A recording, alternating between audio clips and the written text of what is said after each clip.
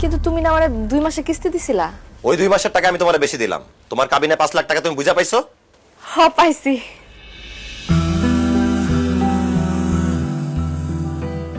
শাহিন, তোমার অসংখ্য ধন্যবাদ।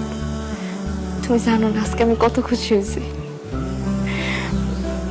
শোনো, আজকে থেকে তোমার আর আমার মাঝখানে আর কোনো দূরত্ব থাকবো না।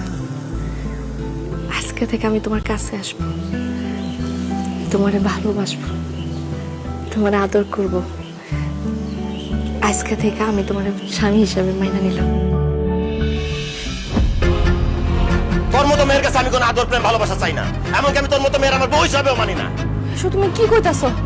আমার বউ হিসেবে মানো না কেন? কারণ তোর তো স্বামীর দরকার নাই, তোর দরকার কাবিনের টাকা। দিয়ে দিলাম তোর কাবিনের টাকা। যা এখন কাবিনের টাকা নিয়ে থাক। কাবিনের টাকারে বল তোর খাওয়ান পরন দিতে, কাবিনের টাকারে বল তোর স্বামীর আদর সোহাগ দিতে। আমি যেহেতু তোর কাবিনের টাকা দিয়ে দিছি, আমি তোর লগে সংসার করবো না। বাইরে আমার বাড়ি থেকে।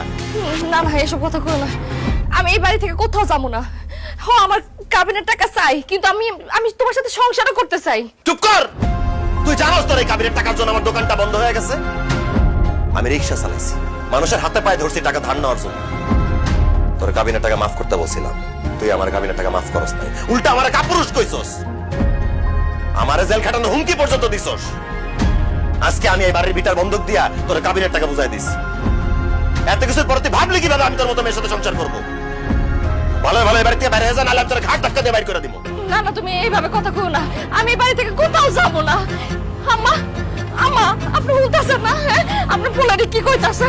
আম্মা, আপনি একটু বুঝান, আপনার ছেলেরা বুঝান না। আম্মা, এখন কেন আমি বুঝাই বলবো? যখন আমি তোমারে বুঝাই বলছিলাম তখন তো তুমি বুঝবানো নাই।